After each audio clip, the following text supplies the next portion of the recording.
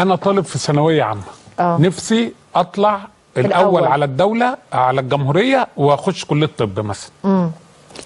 صح. نفسي. طبعا. السؤال، الكلام ده ليه اليات ولا بالدعاوي وماما بتدعي لي وزي الفل وتمام واحنا تمام وبسمع الكلام وبغسل سناني قبل ما انام؟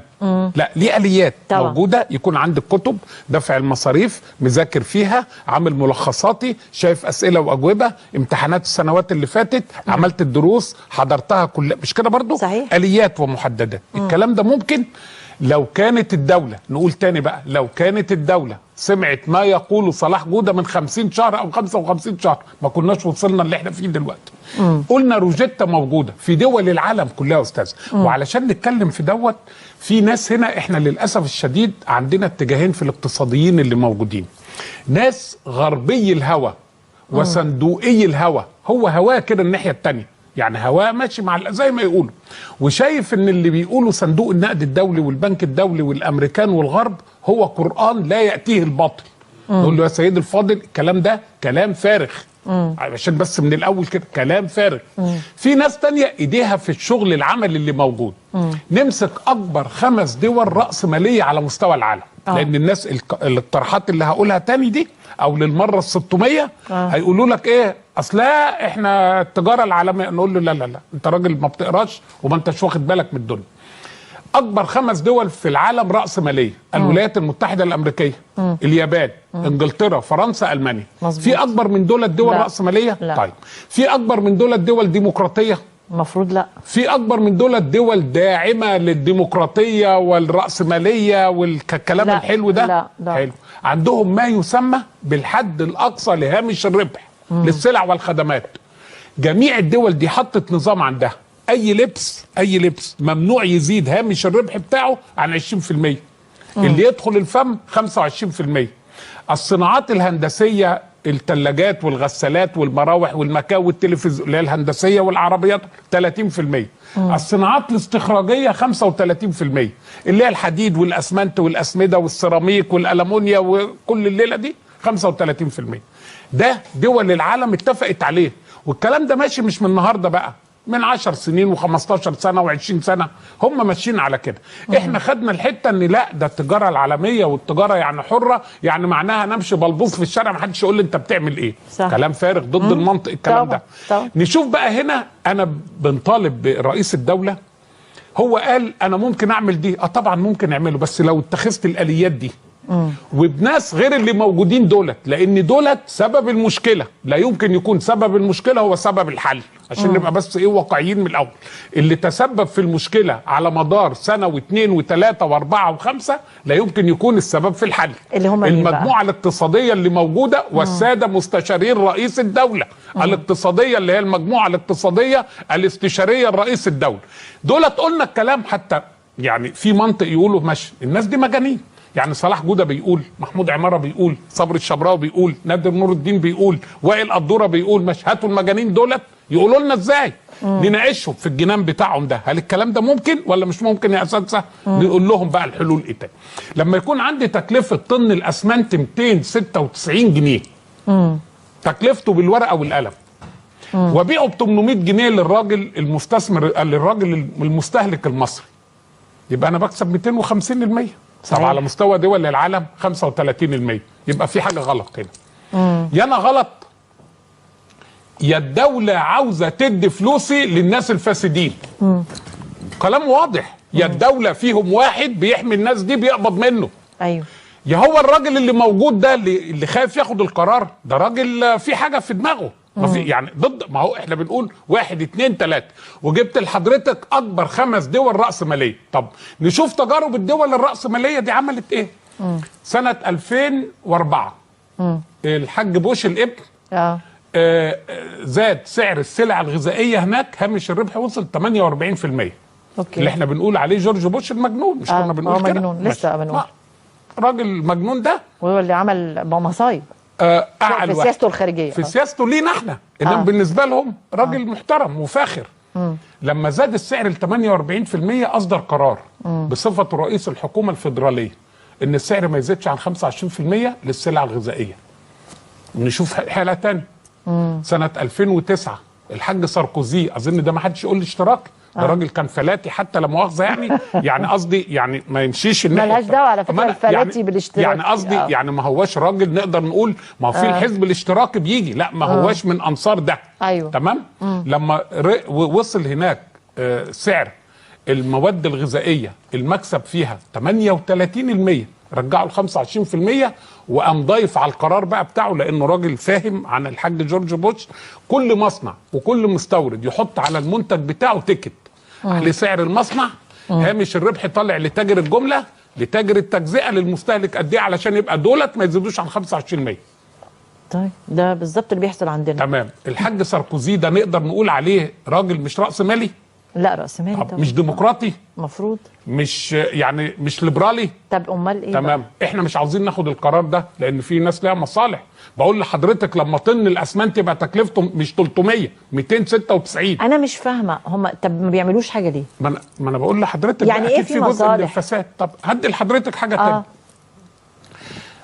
انا بزرع، عندنا اراضي ومحمود عماره عنده اراضي وناس كتيره وعارفين السعر المنتج ايه. كيلو الطماطم في السوق بتشتريه بكام حضرتك؟ ده السؤال المحرج. حاليا انت ما بتشتريش. انا اسالي هناك الداده كده في البيت تقول لحضرتك ب 8 جنيه. 8 جنيه صح؟ 3 شاكر بيقول لي ب3. لا ده دلوقتي بس جه وقت وصل 8 و7 و6 و5 وكذا. عارفه انا بيطلع من المزرعه بكام؟ بكام؟ بتقول انت رقم بجنيه مثلا 85 قرش. يا سلام. اطلعه من المزرعه، خدي بال حضرتك، وانقله على حساب السوق العبور. والراجل هناك القماط ياخد له 5%. يعني ايه قماط؟ اللي هو يعتبر زي بروكر سمسار بس بلغه السوق قماط يعني. تمام. ياخد، يبقى انا بيقف عليا كده يوم ما فيش 70 قرش ابيعه ب3 و4 و5 جنيه وساعات 8 زي ما مش كده برضه؟ انا عارفه في وقت مجنونه يا طماطم. هي مش مجنونه. هو احنا اللي فاسدين، هي مش مجنونه. الست زي الفل والماس، ربنا يحميها. احنا اللي ناس فاسده. خلينا نقول ده وده. السؤال بقى هنا، انا الرئيس قال امبارح ايه؟ انا هنزل قوات المسلحه تاني. ده كلام محترم، انا ضد ده. ليه؟ قوات المسلحه اغلى واعز واجل من انها تقف توزع علينا سكر وزيت وقطع عننا مكاننا، ولا عمر اهالينا كلوا، ولا ان هو يسيب مكانه. هو ده شغلته، يقف في سينا يدافع عنه. ابوه دخله الجيش وصرف عليه وعمل عشان يقف في سينا يحميني. يقف في مرسى مطروح يشوف للناس اللي جايين من ليبيا والمصايب، يشوف للمصايب اللي جايه من السودان، ده يحميني. مش كده برضه؟ نشوف بقى احنا نستفيد بدولة ازاي. انا عندي 4500 منفذ توزيع موجودين على مستوى الدولة في 3 شركات اللي هم مجمعات النيل. مش كده برضه؟ مظبوط. اجيب مصانع الخدمة الوطنية اللي هي بتنتج في القوات المسلحة، ياخد منها المجمعات الحاجة دي بهامش ربح لا يتجاوز 1% 2%. ايوه. يبقى انا انزله عندي موجودين. مش كده برضه؟ يعني حضرتك مع تنزيل المنتج مش تنزيل الجندي. لا انزل الجندي ده كلام. انا هين الراجل المحترم ده. انا هينه ده، انا اقوم ابوس جزمته. الراجل ده احنا لا مؤاخذه انا نام في قلب بيته وحضرتك نام في قلب بيتك. مظبوط. وهو واقف المطره نازله بلاش. طبعا. من الاسبوع اللي فات اسكندريه لما غرقت والبلاعات مسدوده والدنيا مكروته على بعضها وشغلانه سودا. مين اللي قام سلك البلاليع؟ الجيش. مش كده برضه؟ دي شغلانه القوات المسلحه. ينفع؟ طبعا كتر خيره بس لا انا ما ادهسوش في ده. ما ينفعش ادهسه في حاجه زي دي. انا عندي بني ادمين تانيين، اللي عاوز يشتغل اهلا ما يشتغلش، ياخد على دماغه ويخش السجن. هو ده الكلام المفروض. انما انا موظف اقوم عامل عارضه وطالع كذا وسايب الكلام ده، ايه فين الحساب بتاع الناس دي؟ صحيح. يبقى انا اقدر احط حد اقصى لهامش الربح. عندي منافذ توزيع تبقى موجوده 4500 منفذ على الاقل. طب في المنافذ التوزيع ال3 شركات بتوع النيل والاهرام والمجمعات والاستهلاكيه وسومانيل وكده، يقول لك بتخسر ليه يا بهوات؟ اصل عدد الموظفين كتير. نقول له بسيطه نحلها لك يا بابا. الصبح اطلب كده في كل منطقه كده، في كل منطقه، في كل اسم. مصر فيها 222 اسم. 10 محلات يصلحوا سوبر ماركت للجمعيات الصبحيه، الناس تقدمهم واحنا نحط عليهم الجمعيات ونجيب لك شويه موظفين من اللي قاعدين السكرته اللي قاعدين دول، بدل ما يبقى في كل مكان 30 موظف مفروض يشيل 10 طلع له يعمل 20 حطهم تاني. يبقى انا زودت منافذ التوزيع اللي موجوده. اعمل منافذ توزيع لنوع واحد، يعني ده للحوم، ده للاسماك، ده للفراخ على طول، ده للخضروات، ده للبقول وهكذا. الحاجه الثانيه انا اروح اشتري للمجمعات الاستهلاكيه. انا عندي حاجه اسمها الشركه الافضل للصناعات الغذائيه. تسال الناس اللي فيها كل واحد قاعد بيلعب في ودن اللي جنبه. الناس دي بتعمل ايه؟ انا بكلم حضرتك عن معلومه. كل واحد قاعد بيلعب فعلا في ودن اللي جنبه وما بيعملش حاجه. عنده مصنع ادفينه وقفله، عنده مصنع قهوه وباع نصه، عنده مصانع اللي هي تعبئه الفول والكلام ده. خساره يا عم طب شغلهم. الكلام ده فين؟ اجيب بقى حاجه. انا النهارده انا عمري ما فهمت الحاجات دي بتحصل. ما انا بقول لحضرتك لا بتحصل ليه؟ انا عارفه انها حصلت. هو مش عاوز يشتغل ومعلوش عقوبه على الفعل سواء الايجابي او السلبي. لو جم اخر الشهر قالوا تعالى يا كتكوت انت بتقبض 100 جنيه. سيادتك عملت ايه الشهر ده؟ مضيت 25 مره في الشهر. طب ما فيش حاجه مضيت. طب ما انا بمضي. طب ما انا بقوم الصبحيه امضي. ايه المشكله؟ سيادتك عملت منتج؟ لا، لان ما عندكيش انت مش حاطه له معايره وجوده للسلعه او الخدمه، معايير فبالتالي ما يقدرش يشتغل. هو المهم ان جه يورى وش حضرته وطلعته البهيه احنا شفناها، مش كده؟ متشكرين. هقول لحضرتك على حاجه. سعر كيلو الفول في السوق بيتباع كام؟ بيتباع بسعر كام؟ 12 جنيه و13 و15 جنيه. سعر العدس 12 و13 انا بكلمك على حاجه اديه فيها. عارفه ده بيتاخد من الفلاح بكام؟ بكام؟ ب 2 جنيه. يا طب ازيدك من الشعر يعني من الشعر بيت كده نقول عليه. انا بستورد 90% من احتياجاتي من الفول، 90% من احتياجات 85% سوري من الفول، 85% من العدس، 85% من الذره، 93% من الزيت. طب ليه؟ الفلاح يزرعه ليه لما بيتاخد منه ب 2 جنيه؟ الفدان بيطلع طن يعني بيعه ب 2000 جنيه. طب لو زرعته لب سيادتك ابيعه ب 7000 جنيه. ازرع لب وازقز ولا ازرع فول واخسر؟ لا لب وازقز طبعا. مش كده برضه؟ طبعا حقه. وانا استورد وعاوز عمله شمرامز عمله توت الحواديت دي. تعالى يا عم انا وزاره التموين اهو وزير تموين. انا بقول لك بقى واجباته يعمل ايه الصبحيه. الو للفلاحين كلهم هاخد كيلو الفول ب 6 جنيه يبقى الطن ب 6000 جنيه. الصبحيه كل فلاح يزرع فول عنده. صح؟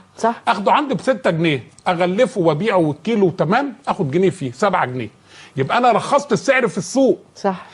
وما استوردتش من بره وضغطت على العمله. صح. واديت الفلاح يهيص بدل ما ب 2 جنيه بقى يبيع ب 6. الراجل بيهيص برضه وهيشتري ويشتري جلاليب ويتجوز على مراته وشغلانه جميله وزي الفل ويجيب لنا عيال تاني. يعني الدنيا تبقى رايقه كلنا مش كده برضه؟ اعمل نفس الكلام في الفول، اعمله في العدس، اعمله في الذره، اعمله في الزيت اللي موجود. هقول لحضرتك على حاجه. اقدر الصبح انا بستورد بقول لحضرتك 93% من استهلاكي في الزيت. مصر تمتلك 19 شركه للزيت. بتعمل ايه 19 شركه؟ من ضمنهم 4 شركات حكومه وال15 قطاع خاص.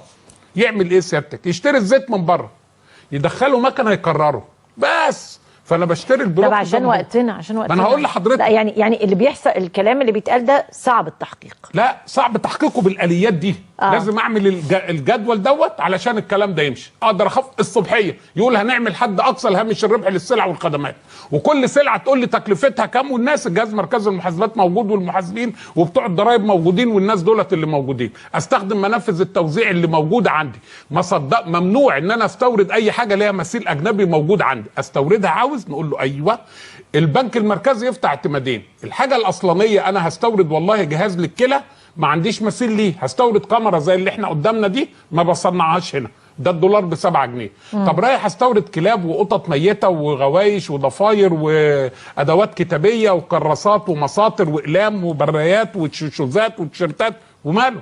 الدولار يا حبيبي 7 جنيه بس بحط لك عليه مصاريف تدبير عمله 7 جنيه كمان يبقى الدولار ب 14 جنيه. عند حضرتك استعداد تشتري وتأجل الكلب ربنا يوفقك.